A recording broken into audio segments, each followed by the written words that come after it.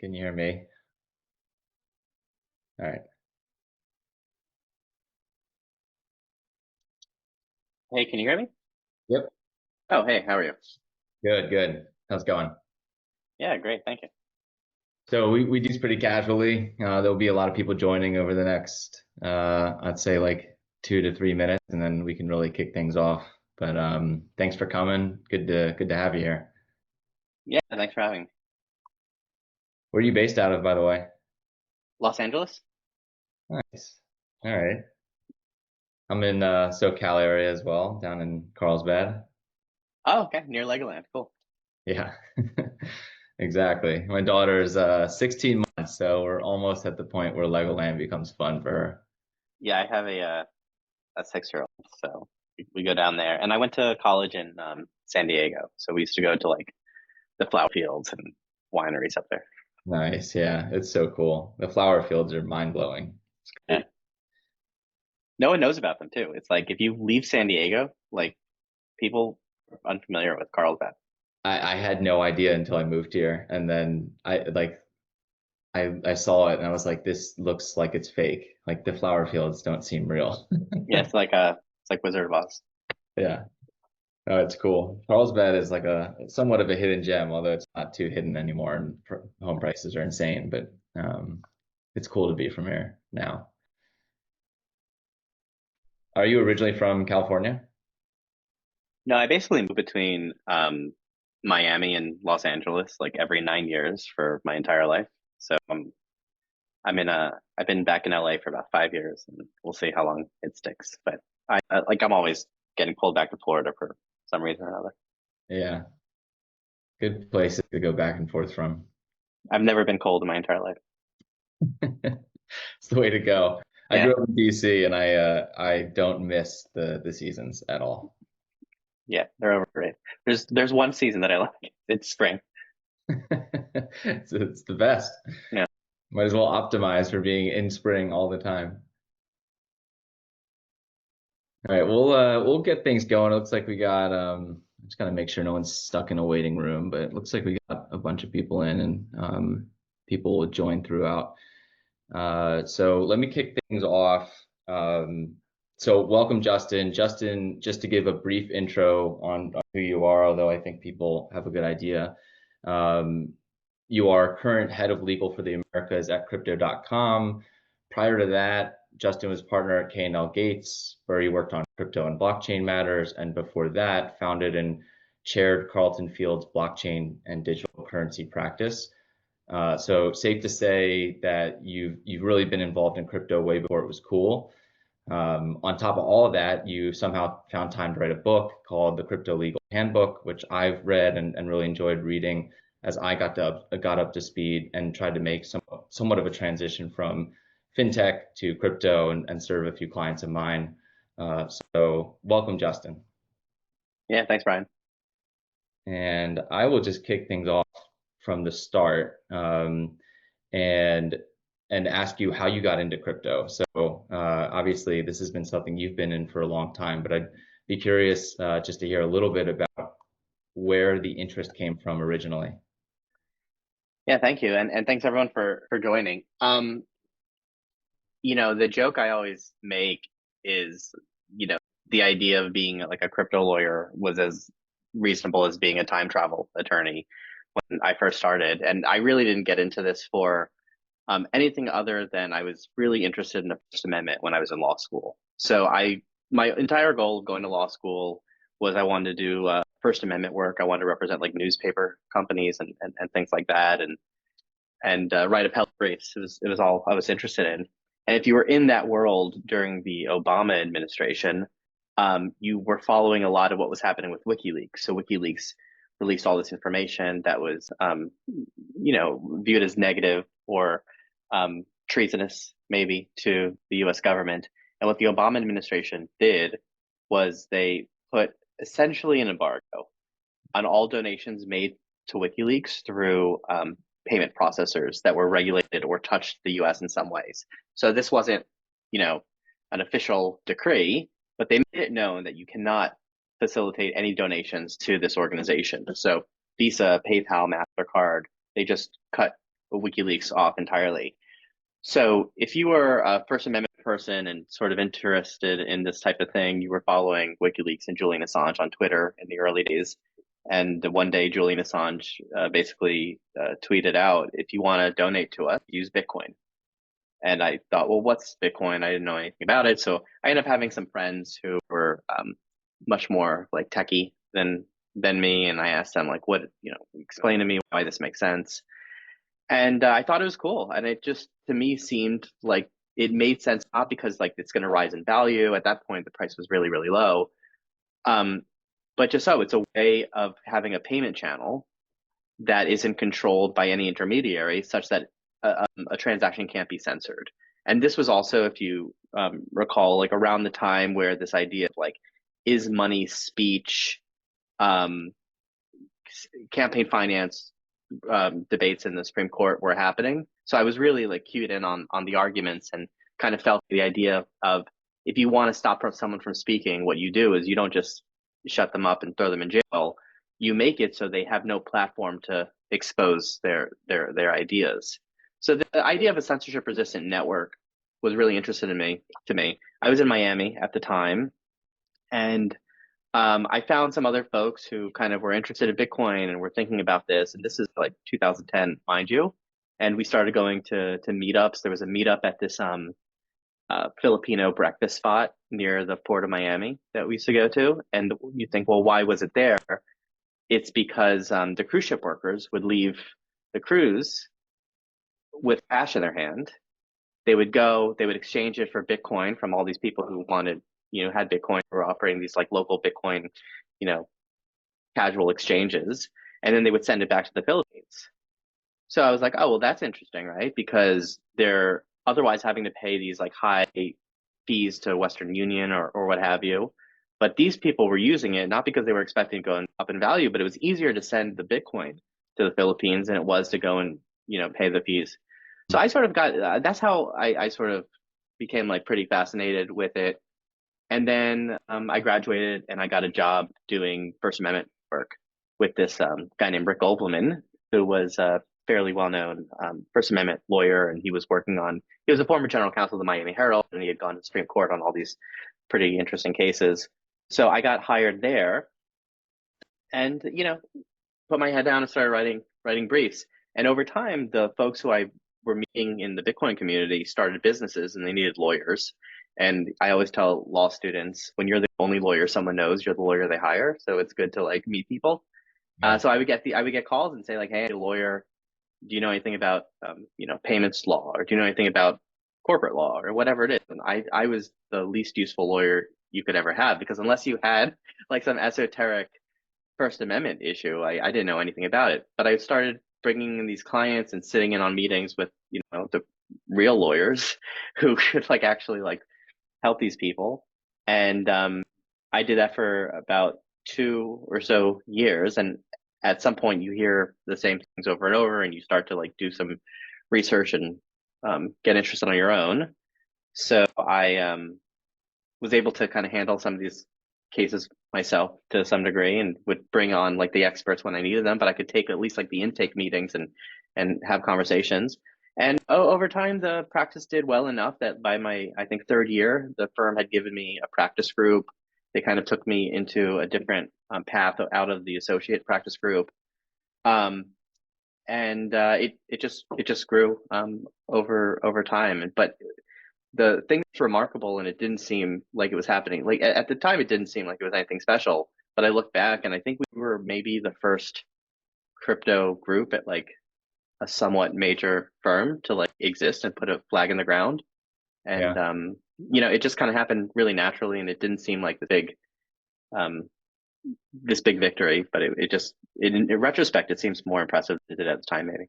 Yeah, no, it's cool because it shows, I guess, the difference between going after something because you think it's an opportunity versus getting involved in something because you're just genuinely interested in it, or interested in a piece of it, and then that kind of blossoms into a career. It's not like a strategic, smart career move or It was it was in to, fact quite stupid. yeah, And I remember like being told by partners at the firm, that I was making a mistake and that I should really just focus. Because my hour, I mean, think about this, like because I was like going and doing all this Bitcoin stuff, like my hours like dropped. Like I was like probably like short term less profitable for the um the the clients started coming in. Um so for a lot of the partners there, they were like, why is this associate not just billing hours? Why is he doing all this crypto stuff, which seems illegitimate anyway to some of these folks? So I remember being told like I make a mistake, and I thought the worst thing that could happen is that they could fire me and then I could get a different job somewhere else. Like it just seemed like there was a lot more upside than there was downside to trying to pursue something that I liked. Mhm. Yeah, it's cool. And you see a lot, I guess, happening similar in the AI space is uh, Yeah. AI has seemingly been around forever, longer than crypto, but only now law firms are like trying to catch up and plant their flags in the ground as having AI practices and things like that. But there've been a few people who I guess have been following the space for a long period of time who, um, from an interest standpoint, that have turned their interest into massive practices as well. Yeah, I mean the AI is interesting. I think you want to talk about AI later, but like there's this idea called the AI effect, which is as soon as something becomes so commonplace, we stop calling it AI, even though we used to. So like when you put your face up to your phone and it's recognizing who you are and letting you into your contact list, like that's AI. When you're typing in, when an algorithm is making suggestions into Netflix for you. Like that's AI, but we just don't call it that anymore. So I think what's happening is like generative AI has just taken a lot of people. Like it's just been amazing to people who have never thought about technology because it's such a practical, um, implementation. Yeah. That now they're like, okay, how can we get the marketing teams behind it to try to build a practice? But I Yeah. don't know how well those marketing teams are doing because there's a lot straighter route to being a crypto lawyer because it's basically just a financial regulatory lawyer who understands like technology, than it is like an AI lawyer, which is like, I don't know exactly what that means. Sometimes, it could mean a lot of things to a lot of people. Yeah, no, it's true. It is there are a lot of blurred lines there. I want to jump into what you just pointed out, which is kind of like what is a crypto lawyer? Because I think a lot of, if you're not fully aware of what Hey Counsel is, it's for lack of like a better description, we are a large community of solo and small firm lawyers who are kind of working together, helping each other out, but building our own practices. And we all have different specialties, subject matter expertise, and in that vein, I think a lot of people have tangential practices or practices in disciplines that could lend themselves to making a not a full, law firm pivot, but perhaps like dipping their toes into the crypto space. And so I'm curious, you mentioned financial services, and that's obviously one big avenue to say, okay, I'm a financial services lawyer, and now I'm going to get into crypto, which is what I did.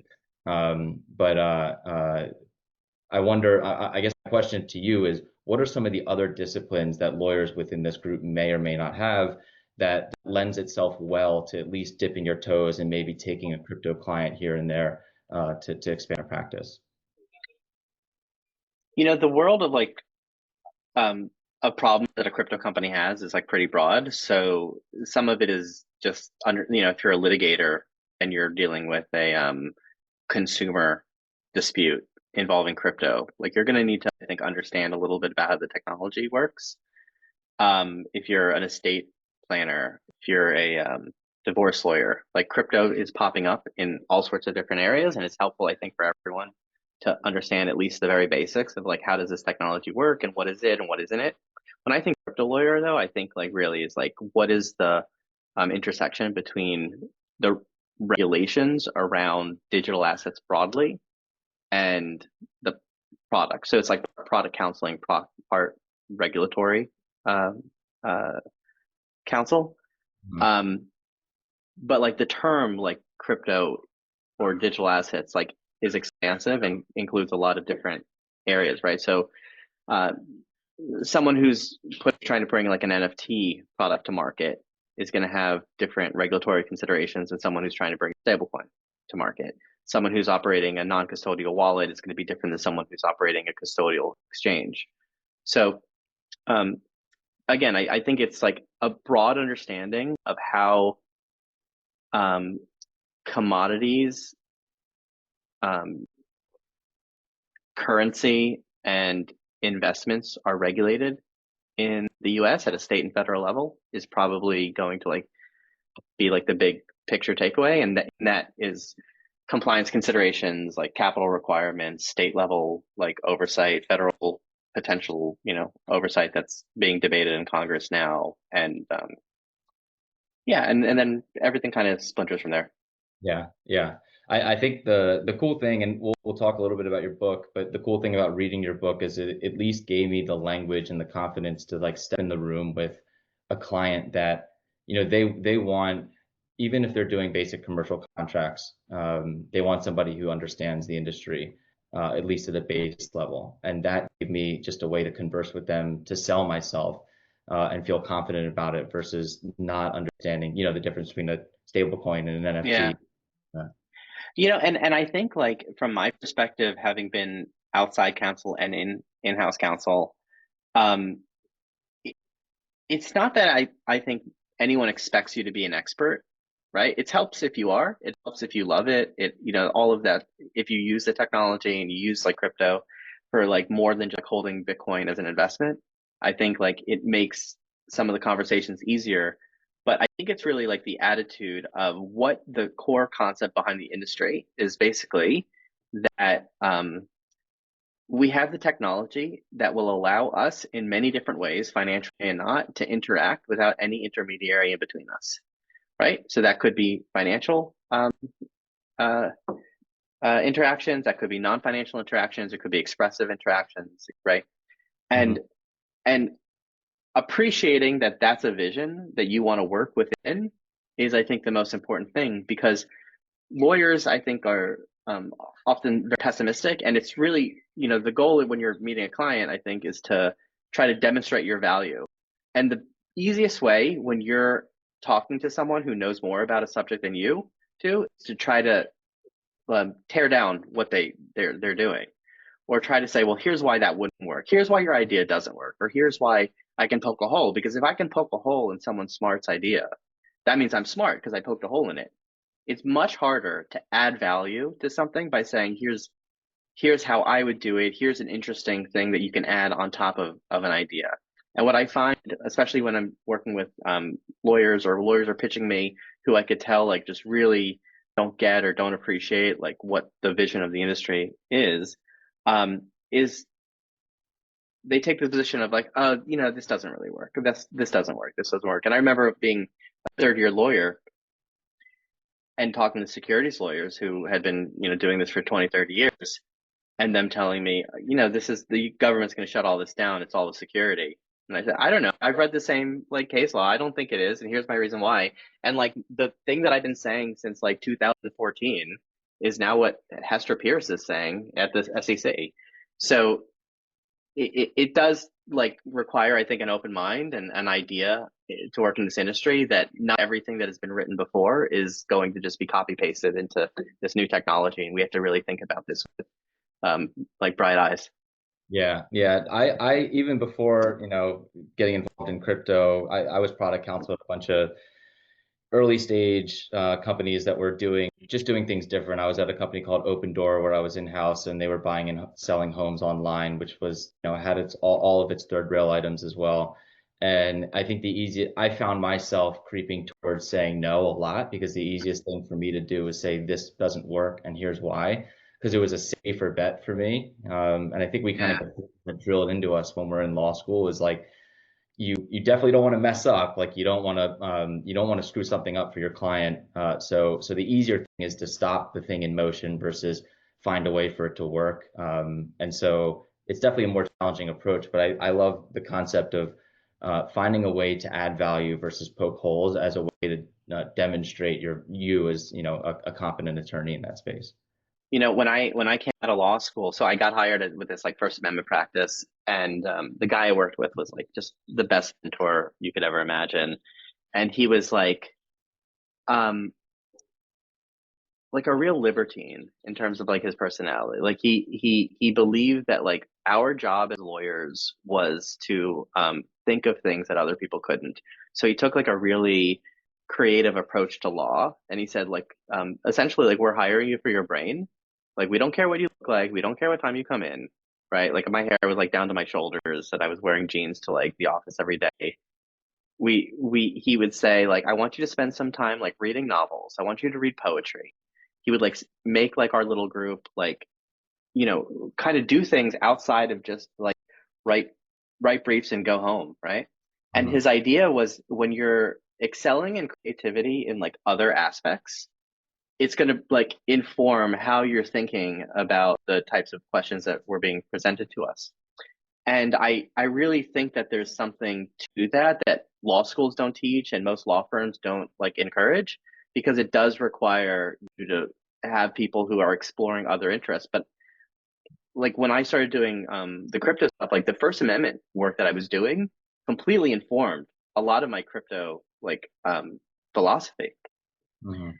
um, which was in then informed by other things. So when I have a question that's like, oh, this seems like a really obvious no, sometimes it is a no, but I really try to say like if I had to look at this without knowing anything else outside of whatever the regulations are outside of what have you, how would I think about it? And I do try to always identify what is the craziest theory that I could come up with, and then from there try to poke holes in it instead of immediately saying, oh, the easiest answer is no, well here's why. And there's a lot of examples in like my own kind of career as well as like things that are happening at crypto.com that stem from me and my team just sitting down and thinking it seems like this is all pointed in one direction. Is there a way that we could point in another one, and really just taking the time to sit down and think through and give like an idea time to grow. Yeah, that makes so much sense. I love that approach. I want to kind of double click on something you said a couple minutes ago, which was kind of like when you were getting into crypto and just I've seen you write about this in the past as well. It's like one of the best ways to get into the space is to actually like basically play around with it. Yeah. So instead of picking up a book and reading your book, for example, although I highly recommend it, another great way to kind of learn the ins and outs of the industry is find interest in the things that it's actually powering. So getting a wallet, buying some coins, maybe not just like as a investor or speculator, but more like understanding what the applications are of these things that you're purchasing or even things that you're researching. But maybe, I mean, you can articulate this better than I can, but what, other than reading about Web3 and crypto and blockchain, what is a good way, I guess, to feel out or start to learn kind of like with your hands in the crypto space? What would you recommend as like a I don't know, a 2 to 3 step process? Yeah, and I talk about this a bit in the book of like here's how to create a wallet, here's what I would first interact with. But again, I think people are so caught up with what is the price of Bitcoin, what is the price of this asset, that they're kind of missing that the asset itself is just um, a tradable instrument that in many cases sits on top of a network that is designed to do something more broad, right? So it's like it's sometimes really helpful to like show someone like you can get um I can send you a quarter over the internet. I mean, if you want, you can have a wallet open. I can send you like a quarter over the internet right now and you'd get it instantaneously. And it's not like I'm sending a Visa transaction where Visa's just noting, okay, I owe Brian a quarter, and they're gonna take that out of my account and it's not really yours. I can send you a bearer instrument immediately. And what Bitcoin, blockchain, and what all of this does is it, for the very first time, makes something that can be completely digital rare. And it allows you to transfer it as fast as like a piece of information can be transferred over the internet. And there's lots of applications. So I would say like, play around with some things that are happening on in like the DeFi world. Take a flash loan out. I mean, I could take um, one Ether, which is worth what, $2,400 right now, and take a $500 USDC loan, and I could have that done in about 15 seconds, and then I can spend that USDC loan somewhere else, and I could do I could gamble with it online. I could margin with it online. I could buy NFTs online. I could go and support um, political causes that I want to. And then there's all sorts of other like less more traditional things that you can do, right, with blockchain in terms of like record keeping and stuff like that. But I would just like explore what's happening with it. And once you see how fast the internet can work when you don't have these intermediaries that are getting in the way and extracting profit from everything, you'll see that there is a vision for what the digital world looks like that is just starting to be developed, and that to me is what crypto's like goal is ultimately. Cool, yeah, and there is a section in the book about that, so another reason, I guess, to pick it up. But I love the way you said, well, you said two things. One, it makes digital things rare, so blockchain can make digital things rare, which is like, if you don't think about it that way, you kind of miss the point. The point is that it's not code that you can copy and paste, or it's not something that you And can. and for the people like listening, let me like explain what that means. So why was Napster so detrimental to the music industry? It's because if I created a file that had my band's music on it, and Brian somehow got it, he could send it to a million people, and those people could send it to a million people. The file could be duplicated infinitely, right? What Satoshi did was he found a pretty ingenious way to make a piece of digital information that could be tracked to a specific sender. Now, the way that the like denominator of that information, like what that information is a Bitcoin. It just so happens that the Bitcoin is also a secondarily an asset that can be traded on secondary markets. But the thing that Bitcoin did was it just created a network to send Bitcoin. And Bitcoin is the very first rare digital asset that's ever been created. And everything that stems from crypto flows from that innovation, which is we've now created something that is rare and digital and can be tracked. So what else can you do now that you have that ability? And it turns out you can do all sorts of record keeping. You can do all sorts of financial instruments. You can do collectibles. You can do many different things. But if Mhm. you wanted to distill like what is the innovation of Bitcoin, it makes digital things rare for the first time. Yeah, and we see it kind of like play out right now with people speculating and stuff, which like people always go to like the lowest common denominator of like, what can we use this technology for in the most fun or like, I don't know, just I don't know, nefarious way or fun way or whatever. But then you see that technology kind of trickle out into all these other applications, and you think about things that should be rare. Like for example, like a car title, like there should only be one of those for every car. And if you lose it, you gotta, apply for another one, and there's painful. Well, yeah, but like we look at everything in reality. Like blockchain and crypto were built for um, countries worse off than we are in the U.S. Right? So think like, oh, it's annoying if I lose the physical title to my car. Like really, like you think about uh, like in Cuba, right? So I'm lived in Miami for quite a long time. Um, Lots of people fled Cuba to go to Miami. Now, what happened? These were people who had a lot of money and a lot of land in Cuba. And then there was a regime, and the Castro regime, what did they do? They said, well, you don't own this land anymore. There's no record of it, right? You probably can't stop a despot from coming in and kicking you out of your home, but you can stop them from deleting the records that says you never owned that land in the first place, right? So you're seeing like the country of Georgia has put land titles on the blockchain. You're starting to see like other sorts of records, and you think, well, oh, well, okay, that's convenient, right? But in some cases, it's necessary, right? If you really want to make sure that what you own is at least documented. In a digital world, you can um, take actual possession of a digital asset using crypto. But sometimes if you're tying it to something that is in the physical world, you can't actually take possession. You can at least have a record of it, and then that's beneficial maybe in the next generation. Yeah, it'll be interesting to see how all that plays out. I mean, the government will be the slowest to adopt this stuff, but hopefully they do, because it would be super helpful in a lot of different applications, um, which again would make it more advantageous to learn the space if you are a lawyer, because eventually, if all these different entities are using crypto to or blockchain to execute a lot of different transactions, you're going to want to Yeah. know what it's all about. Yeah, I sort of think of it like, I remember when I first started, there were like some lawyers who had previously been internet lawyers in the 90s. And like they would, I mean, I remember like this guy I worked with had a card from like the old days, and it said like internet law. And like you would never have internet law now. You get laughed because everyone is an internet lawyer right now. Like it has touched everything.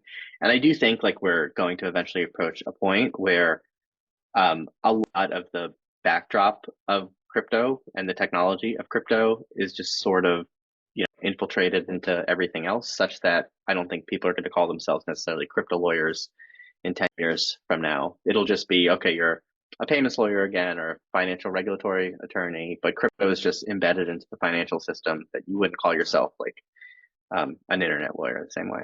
Yeah, it makes sense. On that note, since you're in-house, you probably work with a lot of outside firms to do a lot of things you got to do. What are some of, I guess, do you work with some boutique firms? I imagine the answer is yes, because there's probably a lot of smaller firms out there. Maybe, maybe not. I don't want to assume anything, but what are some of the things that like the best law firms in this space do that kind of differentiates them from other ones that you mentioned in the beginning, like the things you don't like to see when you're talking to an outside lawyer or a lawyer in general? What are some things that you like the most about firms that you do like? Yeah, for the most part, um, we're working with large firms. We do have one boutique firm that I work with called Lalchandani and Simon. They're based out of Colorado and Miami, and this guy Cubs Lalchandani is just very, very good, and we use him for kind of some things here or there. But for the most part, we're looking for like specialists that we don't have in-house. So the irony is a lot of people pitch me work as, hey, we got this crypto practice. We have like these people who just know everything about crypto. And I almost never need to hire them because they're not going to know more than me and the team I built, right? Because I've been building for that. What I often do need is like some esoteric knowledge of, a specific section of Dodd-Frank or something like that. So um, I guess when I do take like a relationship view of work. Is like I want to hire a lawyer who I like, and it's rare that someone has like such a niche specialty that um, it can get around me not liking them personally. I need to be able to like spend time on the phone with you. I need to be able to like respect what you're telling me. I need to be able to push back and have a conversation about it. Um, so I think that's one is like the best way to gain business, I think, is to try to get to know somebody and try to get to know someone on more than just a transactional level is important. The other thing is that the best lawyers I work with, they are hyper vigilant before sending me a bill. Um, I know that if I get a bill from them, they've already gone through, they cut time, they've like managed partners who maybe saw this as an opportunity because there's like this is like a one-off engagement for the tax partner, even though it's the client relationship for a different lawyer. And the tax partner says, well, they're never going to hire me again for this because this is so niche. Let me just overbill. So like the ones who are taking an active role in managing the bills is are great. The ones who are very like they communicate really well. A big thing is like I'm in LA. Um, Send me invitation like requests or talk to me in Pacific time. Like do little things like that, make my life easier. Um, is always appreciated. Um, and then also like understand what my ultimate goal is and what risk tolerance is. So I think that kind of goes into point one, which is understand who I am and what our company is trying to do and try to build your services around us rather than just say, oh, I take like a commodities approach to practicing law, which is you're going to come to me, I'm going to do what I do for every client and then send you on your way. Yeah, that's all good pointers. I think all that stuff just applies across the board. Yeah. Especially, yeah, point one, like be a good person, be don't make everything so transactional. I think that there's a lot of lawyers on here that have realized going out on their own means you're actually building relationships with the clients versus just transactions. And managing the bills, I think hits home to me. I've definitely had, uh, I've seen that as a way when I'm managing not just my own work, but work from other lawyers who are helping out on certain matters as a way to prove my value that I am hyper vigilant in doing that. So And all and that. and the thing is, like, we have a remarkably high outside counsel spend. Like, we're not shy about paying, folks high rates. I mean, we have lawyers who are outside counsel that are approaching, $3,000 an hour. I mean, rates are high, and we understand that, and we want to pay people with like what they're worth. But I do think that um, there's an issue. I mean, there's a real issue with um, I'd say mid-level associates and junior partners. It doesn't happen at the really young associate range, and to me, I don't find it happening at, like, senior levels of a firm. But in that senior associate, junior partner range, there's this compulsion to overbill, and I will tell you, like, I have found such egregious overbilling. I've had to fire law firms because it was just so obviously like false billings, and some of these are like large firms. And hiring a firm that you have a relationship partner that will catch those before they hit your inbox is so important, because, like, once we drop a firm, it's like almost impossible for us to like regain that trust. Like, I've never rehired a firm that we fired because of like some of these like egregious errors. Yeah, I've been there. I've been on both sides of it. But being on the in-house side of it, it is. I think it creates a different lawyer when you see it from that side and realizing like, wow, these things can get out of hand. These bills can get out of hand real quick. But And it's not even like, oh, this is out of hand. It's just like, I don't want to feel like someone's taking advantage yeah, of the relationship. And you kind of also see this, especially like if any of you who are listening work at a company that has like a bit of clout within a specific industry, right? Like, so many people assume, like, okay, we're a fairly big company, we have like our name on an arena, um, we're involved in all of these big projects. Um, Maybe that 3 hours a day is actually 5 hours a day, and if I do that 5 days a week, suddenly I can take a day off, right? And mhm, and you see that at, like, I'm telling you, it's like fifth year lawyer to like 3 years after partner is when it happens. And I think that's when, like, people are just at the point of life where like money pressure starts to happen. They're growing a family and things like that. But I can tell, like, if someone is new on an email chain and I look them up and they're like, they graduated in like 2017, I'm just like, I got to look at their bills yeah.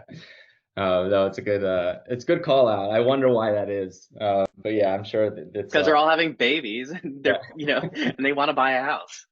yeah, it's true, and they're getting comfortable, I guess, too. Which is with the whole dynamic of it. I want to open up. I know we got a couple of minutes left. I want to open it up. If anyone does have questions, I got a million questions, so I can go on forever. But if anyone in the audience has a question, feel free to jump in, raise your hand, come off mute. I'll stop talking. Hey, Justin. Quick question, and this is like a non-legal question. I'm just kind of curious about the evolvement of blockchain and the technology, and with quantum computing. Is with the rise of quantum computing, do you guys see that as a risk for the security of blockchain? No, I mean, um, I think people like see this as like a doomsday event, but in reality, Bitcoin in 2025 is not the same Bitcoin as it was in 2009, and it's constantly being reevaluated. There's a thing called Bitcoin Core, which is the software that essentially runs Bitcoin. So I think when we get to a point where quantum computing could be used to attack Bitcoin, it also could be used defensively to support it. And maybe what that looks like is there's a fork of Bitcoin at some point that has to integrate some. I mean, it gets a little wonky, but like a blockchain network can fork to adopt different calls that aren't consistent with the original one. And we've seen that with Ethereum. We've seen that with other, there's something called Bitcoin Cash, which is a fork of Bitcoin. So I think ultimately, you know, some version of Bitcoin will survive and will, you know, use the quantum computing power to support it, whether it's BTC as we know it now or a fork of it that just retains the prior records. I'm not sure. Gotcha. Thank you. Yeah. Yeah, I've heard a lot about that, and it seems like a doomsday event for so many other industries as well, but who knows?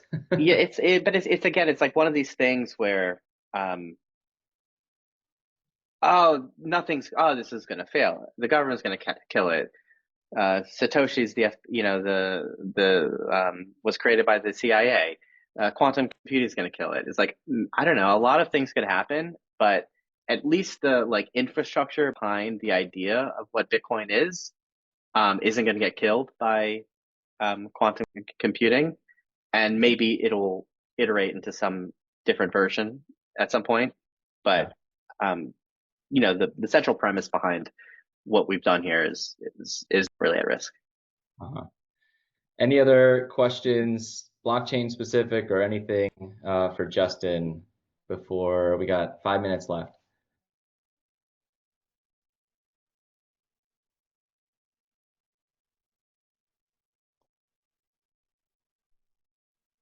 Okay, this isn't a question. It's really just appreciation.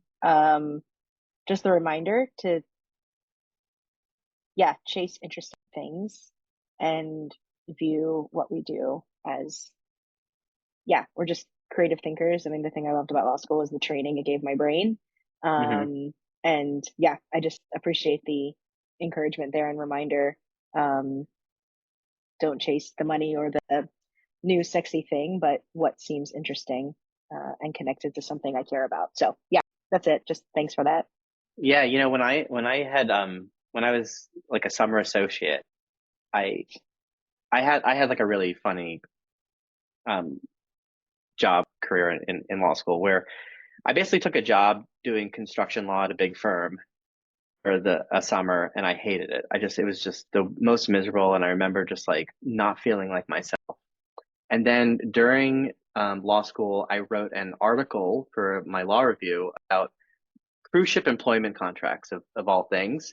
And one day I got an email in my 3L year from this appellate lawyer who says, "Hey, I read your article. I'm citing it in some briefs. I'm writing a petition for cert Supreme Court on this exact issue. Do you want to just come work with me and help me write this and a couple other appellate briefs?"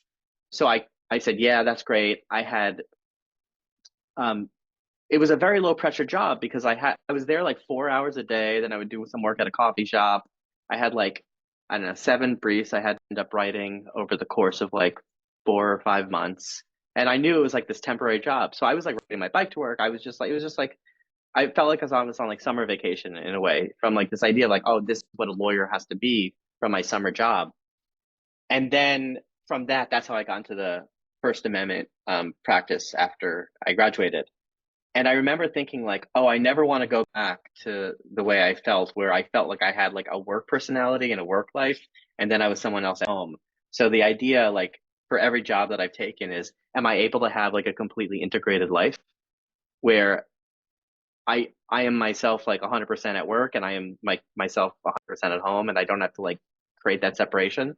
Because I mean, I'm telling you, like, you see so many people in this practice, and everyone here knows this, who they just got golden handcuffed, or they just ended up, you know, not taking the right career path, and they hate what they do, and there's some sort of embarrassed with what they do, and it eats them at home, right? You can't be happy with your family if you're miserable at work, and probably vice versa. Amen to all of that. Brian, ask your key question. Sorry, but yeah, I No. feel like I could talk to you forever, but this is great. Thank you.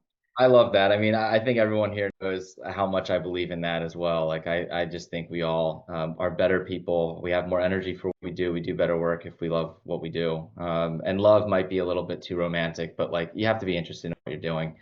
So yeah, I love that sentiment. This has been awesome. Thanks so much, Justin. I do want to just say Justin did not come on here to promote his book, but I will because I've read it, and I did it specifically to get into crypto and to take on some of my first few clients in the space. And like I said, it really helped. So, and Justin's also a great writer. If you follow him on LinkedIn or on Twitter, X, whatever, but also just reading his book and the way he writes, it's easy to read. So, thanks for coming on, Justin. I got one more question. When Yeah. you do leave eventually your job, would you ever consider becoming a boutique or a small firm or solo practitioner, or would you go big firm? What are you thinking there? Yeah, that's funny. It's like I had a conversation about this recently when someone asked me similar, and I don't know. I've never not done anything like since law school, right? So I think the first thing I would do is I would take like, I don't know, 3 months, 6 months, and I would just completely fuck off and do nothing. And then I would see, like, based on that point in my life, how can I fit in interesting things? I mean, I do a lot of like non-legal writing as well, so I like the idea of being able to explore that in a more professional way. I might want to do some sort of consulting, but I don't think that there's a version of me in the future after, like, whenever, this job ends, um, that I'm, a name, a partner at a big law firm trying to hustle until I die. Yeah, that makes sense. Like I can understand that. I like the fucking off for 6 months approach. I can't wait till I get the opportunity to do that. Yeah, again, like, I was telling my wife this this the other day, and she was like, "You're gonna get so bored," and I was like, "I want to know what it's like to be bored. Like, I just want to be able to feel that and to just be with the kids for a little while." Yeah, it also changes when you have kids and you want to spend Yeah, time. yeah. But yeah, thanks so much. Speaking of time, we're a minute over. This was truly just a dream conversation I wanted to have for a while, so I appreciate you jumping on. And yeah, until next time, thanks for All right, cool. all Thanks, right, everyone. yeah.